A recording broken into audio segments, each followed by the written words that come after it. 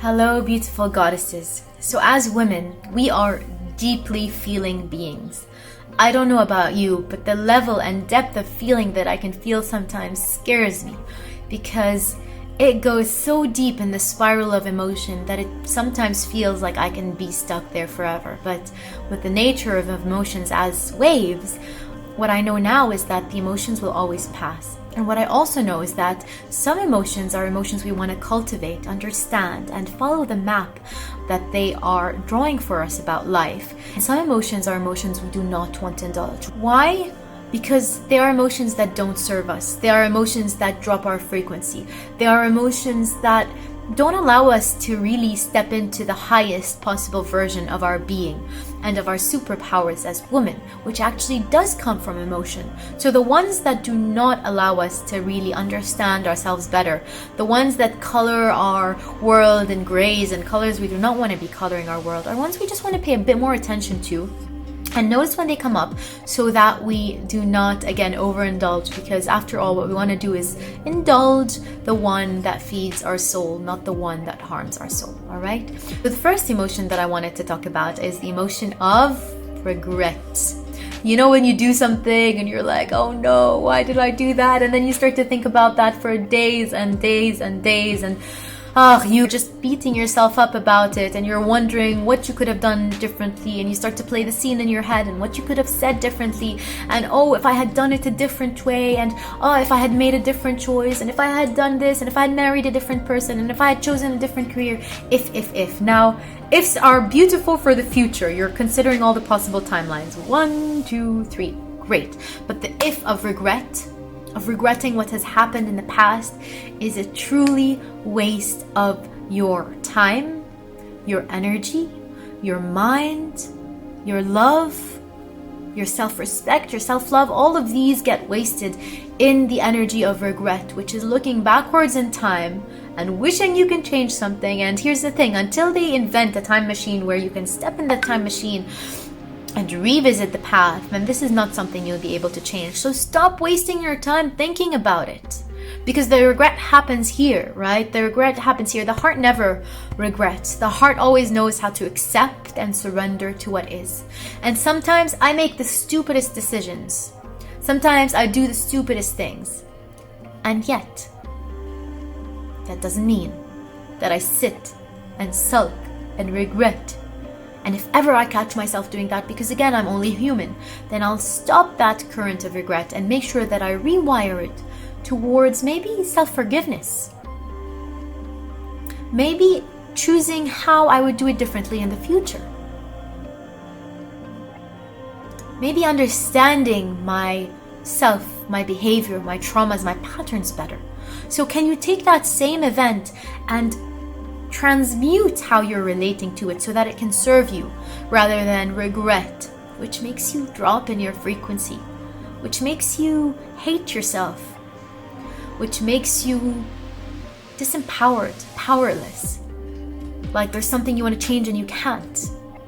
You can't change the past. So can we practice more acceptance and make choices in the future maybe that serve the higher values and standards we want to put for ourselves? The other emotion that I wanted to bring in today is the emotion of missing someone. I'm a very poetic person. I love to read poetry. I love emotions. I love the nostalgic feeling of French films and Polish films, and there is a beautiful aesthetic in melancholy as well. But the emotion of missing someone is also a very dangerous one. And I remember when me and Ihab were first dating a few years ago, and he was in Scotland, we were long distance, and I would tell him I miss him, and he would be like, I really don't believe in missing other people because it takes you away from where you are. And I remember parts of me was like, ouch, you don't miss me? And he's like, it's not what you think it means. It's not that I don't prefer you're here. It's that I don't wish things to be otherwise. And that's a really deep level of acceptance. And instead of missing, he said, I always feel your presence with me. I always feel your presence with me. Yeah, that was big. So whenever you miss someone because you think they are not there, so missing comes from a feeling of lacking something, can you instead just call in their energy and feel like they are with you right now? And that way this moment becomes more whole, more complete, more accepting, more surrendered. And that way you can fully receive the present moment, which is after all what we're after spiritually, just to be here fully. And I see my mom missing me all the time, and missing my sister, and my grandmother missing all her daughters, and everybody's so busy missing other people. But missing other people means they're not there when you know that you're a spiritual being. You know that you can call in anybody's energy anytime. Their presence, their being, their love, and there they are. And there you are. The moment you call them in, you're no longer missing or lacking anything. And this is a really deep practice, and it's easier said than done. I know, because sometimes I miss people. But again, this is not about rejecting our humanity. I embrace the part of my humanity that misses people. And so there's always that and. What can I do in relation to this emotion of missing that can help me receive more and miss less and be more accepting of the moment and what is, and call in whoever I want? So maybe there's somebody you're missing right now. Let's do it together. Just take a deep breath. And can you, instead of missing them, just call them into your field? Feel them, see them, touch them, smell them. And suddenly here they are. And suddenly here you are, complete right now, rather than missing somebody or something or someplace. So remember, as a spiritual being, as an energetic being, you are boundless.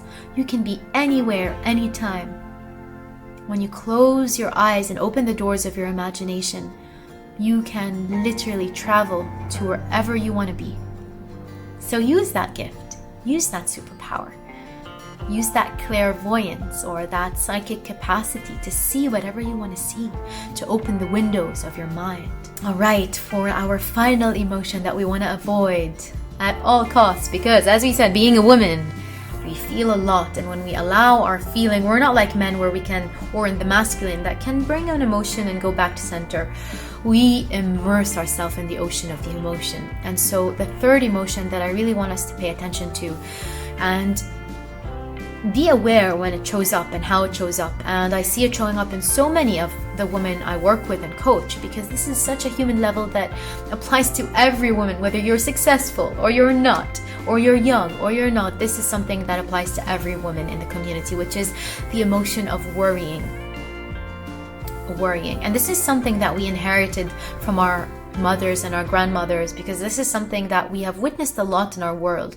We worry about things because there has been a lot of insecurity in the world that they have created. And the insecurity is really a mental construct, because if you think about it, you are safe and you have always been safe. You, not your body, not your country, not your home, but you have always been safe because you have always been loved by Source. So what you got to worry about? I used to worry a lot. Less than my mother, but I used to worry a lot. And I did a healing session with a South African healer, and he told me this. He told me, you know what, Madiha, I'm going to tell you one thing and it's going to shift your entire reality. Are you ready for it? And I said yes. And he said, worrying is just a really bad habit.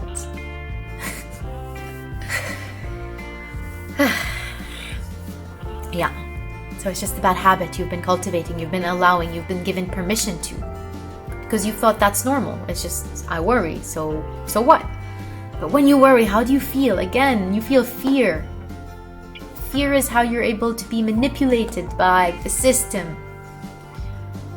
So you want liberation from these lower frequency emotions so that you can be more free from fear, so that you can love wholeheartedly without worrying all the time if the other person is okay or if something bad is going to happen, always thinking about worst case scenarios. So I practice two things with this. And number one, it's really catching the habit of fear, catching it. So the moment you catch it, you bring light to the darkness It's no longer in the dark. You can choose to think differently. And number 2, it's whenever that energy comes in of insecurity, of somebody else is not safe, I just call in my own power, my own intention, and I say this: he or she is always safe and protected. And as I do this, I imagine a circle of light, a bowl of light, of golden light, really around them, protecting them, keeping them safe, nurturing them, holding them. And suddenly the fear is gone, right? So this is something that I really encourage you to practice if you're someone who experiences a lot of worry or concern about other people in your life, be they your children, your parents, your siblings, your lovers, whoever it is. Just make sure that you start to catch that emotion when it rises, because some emotions serve us. Ecstasy, joy, inspiration, we want those. Some emotions, they do not serve us. So we want to catch them, weed them out like little weeds in the garden, so that we can have a more spacious existence, more spacious heart, more expansive way of living in this world. And so again, our emotions can be our best friends and they can be our worst enemies. That's a choice we can make today. I hope this video was useful for you. Again, as women, we have a lot to deal with, and my passion and my mission, my purpose is just to be here with you to make sure that the stuff that I realize about my own womanhood and my existence as a woman, as a deeply feeling being, can serve and teach others as well how to come into deeper alignment with our truth and our power. And so I hope this video was interesting and useful for you. If it was, please share it with someone who needs to hear this message, or subscribe to my channel. This is something that I'm sharing week after week after week after week. So the progress, the evolution, the growth happens when every week we grow a bit more. And finally, my program Awakened Woman is launching again soon this summer, or early summer, late spring. And I'm really, really excited to be inviting you and any woman who is interested to be deeply initiating into the ancient ways of the sacred womanhood to apply. Just put your name in the newsletter below so I can have you in the mailing list, and as soon as I launch it, you will be the first to know. I send you all my love, and I'll see you again next week.